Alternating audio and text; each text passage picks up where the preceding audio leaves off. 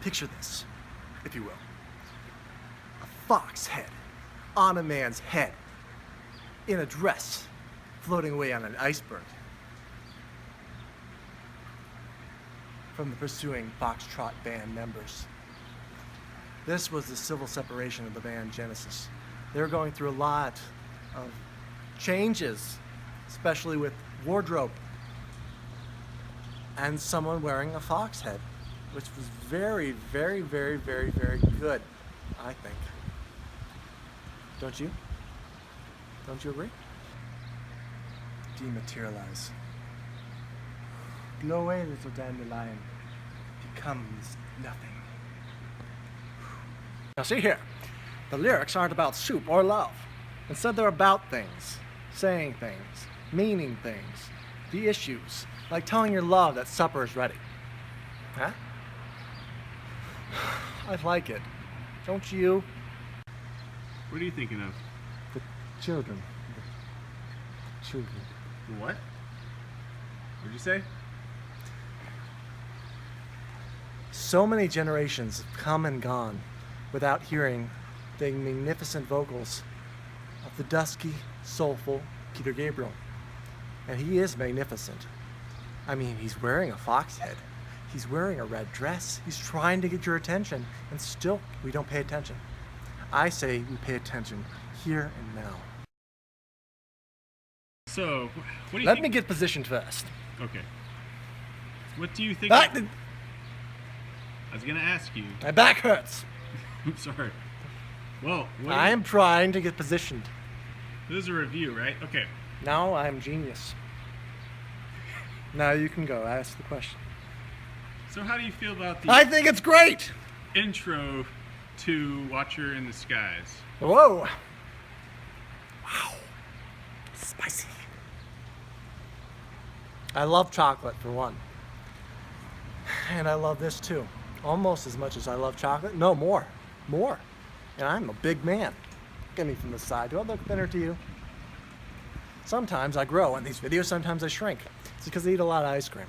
But what I listen to more than I eat is Genesis. And when I'm listening to the beginning of Watcher of the Skies, I can't get enough. Now, there was a company back in Arizona called Cold Stone Creamery. Like it, love it, gotta have it. And with this album, I gotta have it. How do you feel about it instrumentally? I love chocolate, for one. Ask me again. How do you feel about the instrumentality of the opening for Watcher in the That's Skies? not a word. How about the word mellotron? Oh, that's a funny word. Do it again. Mellotron. Alright, we don't care how good our video is anyway. Yeah. Oh, it's great. It's great, actually, yeah. How do you feel about the stride of this album? As a prog rock expert, I would say that this is where Genesis really hit their stride. Anything else? Right at the center. They hit their stride? Why is that? Oh, they were probably mad that day. So you know what? Nursery Crime, the album before, they had a croquet mount. Well, this time, they're chasing after Peter Gabriel, their main member. The guy that comes up with all their ideas.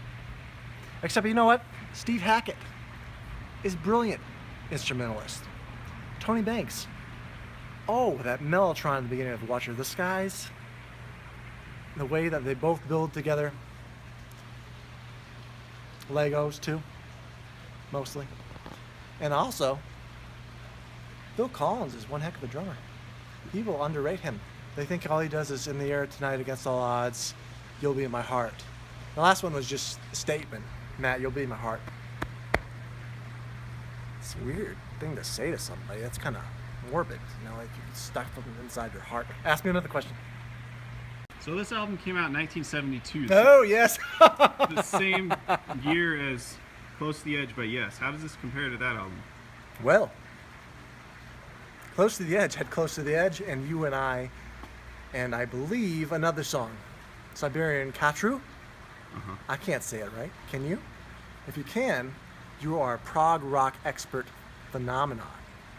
Well, Foxtrot had Watcher of the Skies, Can Utility and the Coaster Liners, and some other songs that are good, didn't it? Hmm. Get them out by Friday. It's Mhm. not advice. That's a song. That's a great song. Mhm. And I also, I just love the riffs. I love the harmonies and Okay. What was so funny about riffs and harmonies? no, I just thought of a joke. What was the joke? I told you you'd die laughing. Okay. Don't tell me. Let's move on to the next question, Okay. shall we? Watcher of the skies, watcher of all.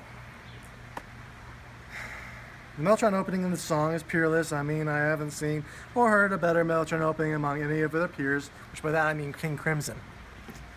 Okay. Listen here. Listen up. The only thing you need to know about this album is that Genesis is peerless. You have bands like Pink Floyd in 1972. They were still working on, they had just finished Adam Heart Mother in 1970 and 1971 Metal. But they wouldn't come out with Dark Side of the Moon until 1973. I say Genesis came first in the prog rock output, before Genesis. We call these a peer to Genesis. Pink Floyd had, I would say, 6 great albums if I was being generous. Genesis had more. I would say double that. And better quality, too. I mean, we have Dark Side of the Moon. That is phenomenal. That probably aces anything that's in their hand of Genesis. But not so album after album after album. Wish You Were Here, well, it did contain some great songs. And Wish You Were Here had great lyrics, yes. It was kind of a generic song. Kind of a country western song. And Shine On Crazy Diamond Pop, possibly their best. But this is the age of Supper's Ready, where they proved to the world that a 22-minute, 50-second song, forgive me if I'm screwing that up, could be interesting all the way through. Peerless. Because no one had done it to that point. Close to the Edge was like 18 minutes, right? Right. Alright. So this was longer. Dang it.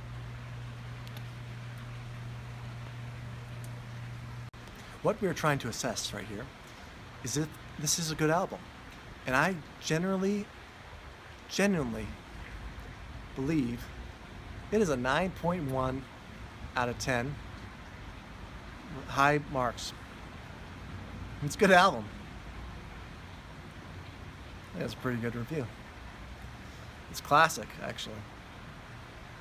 If I'm being pompous enough in circumstance.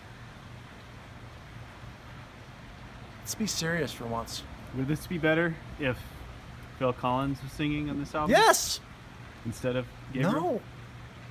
No, not at all. If they were both singing on it at the same time.